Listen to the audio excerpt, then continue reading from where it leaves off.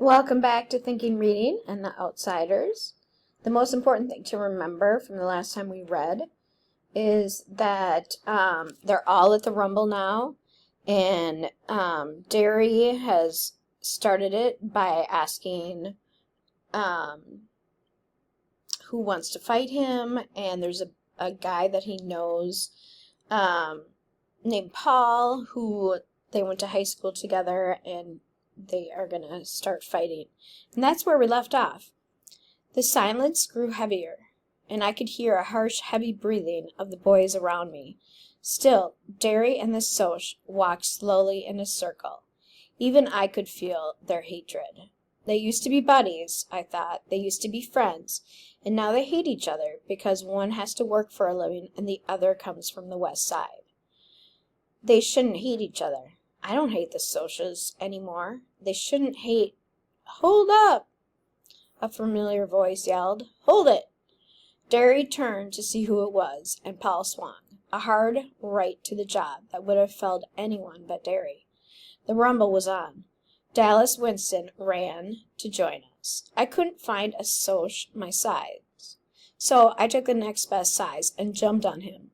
Dallas was right beside me, already on top of someone. I thought you were in the hospital, I yelled, as the Soc knocked me to the ground and I rolled to avoid getting kicked.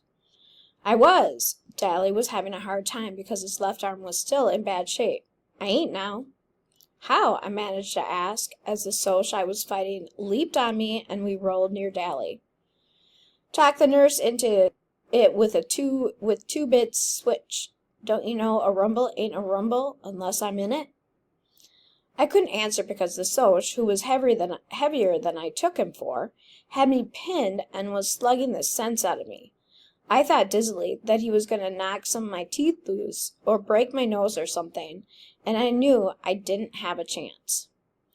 But Derry, who was keeping an eye out for me, he caught that guy by the shoulder and half lifted him up before knocking him 3 feet with a sledgehammer blow.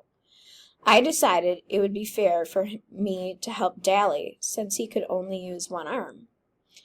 They were slugging it out, but Dallas was getting the worst of it, so I jumped on his Soc's back, pulling his hair and pounding him. He reached back and caught me by the neck, and threw me over his head to the ground. Tim Shepard, who was fighting 2 at once, accidentally stepped on me, knocked my breath out. I was up again as soon as I got my wind, and jumped right back on the Soc, trying my best to strangle him. While he was prying my fingers loose, Dally knocked him backwards, so that all 3 of us rolled on the ground, gasping, cussing, and punching. I'm going to stop right there and make my response. This doesn't really make sense to me because I don't really get the whole physical fighting thing. I mean, I've really never been in a fight before, except for when I was like 9 or 10. I was building a snow fort with one of my good friends, and she didn't like what I was doing or something and punched me in the face. And I cried the whole way home.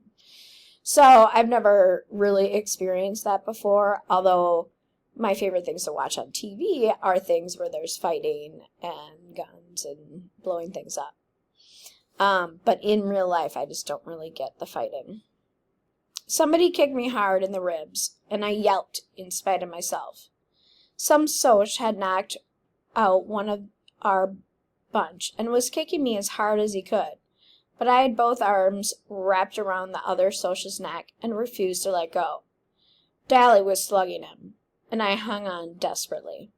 Although the other Soc was kicking me, and you'd better believe it hurt, finally he kicked me in the head so hard it stunned me, and I lay limp, trying to clear my mind and keep from blacking out. I could hear the racket, but only dimly, through the buzzing in my ears. Numerous bruises along my back and on my face were throbbing, but I felt detached from the pain, as if it really wasn't me feeling it. They're running, I heard a voice yell joyfully. Look at that, Dirty, run! It seemed to me that the voice belonged to Two-Bit, but I couldn't be sure. I tried to sit up, and saw that the socials were getting in their cars and leaving. Tim Shepard was swearing blue and green because his nose was broken again, and the leader of the Brumley boys was working over one of his own men because he had broken the rules and used a piece of pipe in the fighting. Steve lay doubled up and groaning about 10 feet from me. We found out later he had 3 broken ribs. Soda Pop was beside him, talking in a low, steady voice. I did a double take when I saw Two-Bit. Blood streaming down one of the side of his face, and one hand was busted wide open. But he was grinning happily because the socials were running. "We won," Jerry announced in a tired voice. He was going to have a black eye, and there was a cut across his forehead. "We beat the socials." Dally stood beside me quietly for a minute, trying to grasp the fact that we had really beaten the socials. Then, grabbing my shirt, he hauled me to my feet. "Come on."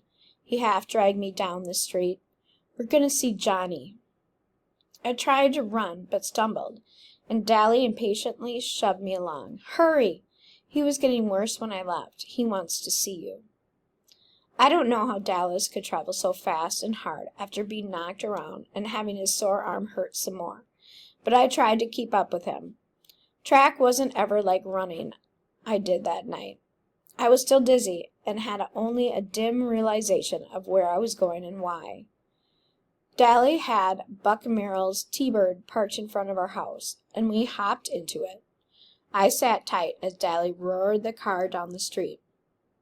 We were on 10th when a siren came on behind us, and I saw the reflection of the red light flashing in the windshield. "Look sick," Dally commanded. "I'll say I'm taking you to the hospital," which'll be the truth. Enough. I leaned against the cold glass of the window and tried to look sick, which wasn't too hard, feeling the way I did right then. The policeman looked disgusting. "All right, buddy, where's the fire?" "The kid," Dally jerked a thumb toward me. "He fell over on his motorcycle, and I'm taking him to the hospital." I groaned, and it wasn't all fake out. I guess I looked pretty bad, too, being cut and bruised like I was. The fuzz changed his tone. "Is it real bad? Do you need an escort?" "How would I know if it's bad or not? I ain't no doc." "Yeah, we could use an escort." As the policeman got back into his car, I heard Dallas hiss, "Sucker." With that siren ahead of us, we made record time getting to the hospital. All the way there, Dally kept talking and talking about something, but I was too dizzy to make most of it out.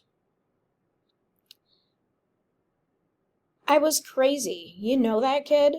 Crazy for waiting Johnny to stay out of trouble, for not wanting him to get hard. If he'd been like me, he'd never have been in this mess. If he'd got smart like me, he'd never run into that church. That's what you get for helping people. Editorials in the paper, and a lot of trouble. You'd better wise up, Pony. You get tough like me, and you don't get hurt. You look out for yourself, and nothing can touch you." He said a lot more stuff, but I didn't get it all. I had a stupid feeling that Dally was out of his mind. The way he kept raving on, because Dallas never talked like that. But I think now I would have understood if I hadn't been sick at the time. The cop left us at the hospital as Dally pretended to help me out the car. The minute the cop was gone, Dally let go of me so quick I almost fell. "Hurry!" We ran through the lobby and crowded past people in the elevator. Several people yelled at us, and I think because we were pretty racked up looking, but Dally had nothing on his mind except Johnny. And I was too mixed up to know anything but that I had to follow Dally. When we finally got to Johnny's room, the doctor stopped us. "I'm sorry, boys, but he's dying." "We gotta see him," Dally said, and flicked out Two-Bit's switchblade. His voice was shaking. "We're gonna see him, and if you give me any static, you'll end up on your own operating table." The doctor didn't bat an eye. "You can see him, but it's because you're his friend. not because of that knife. Dally looked at him for a second, then put the knife back in the pocket. We both went into Johnny's room, standing there for a second, getting our breath back in heavy gulps. It was awful quiet. It was scary quiet. I looked at Johnny. He was very still, and for a moment I thought in agony, he's dead already. We're too late. Dally swallowed, wiping the sweat off his upper lip. Johnny Cake, he said in a hoarse voice. Johnny. Johnny stirred weakly, then opened his eyes. Hey, he managed softly.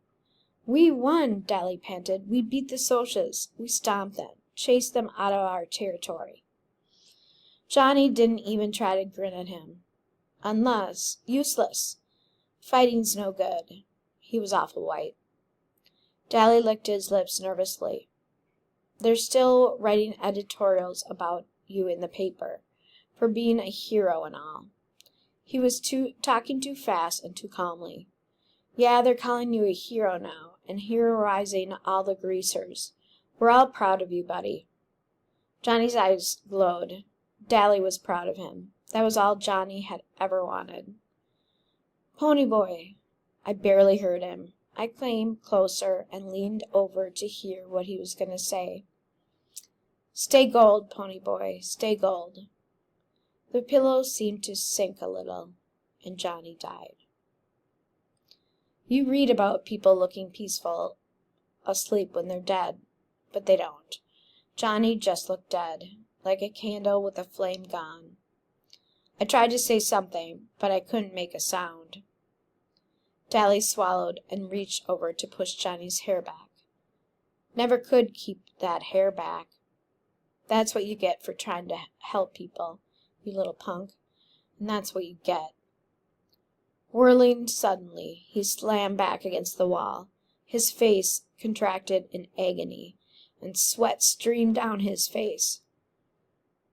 Damn it, Johnny, he begged, slamming one fist against the wall, hammering it to make it obey his will. Oh, damn it, Johnny, don't die, please don't die. He suddenly bolted through the door and down the hall. We're going to stop right there. That was pretty heavy, and you can make your response.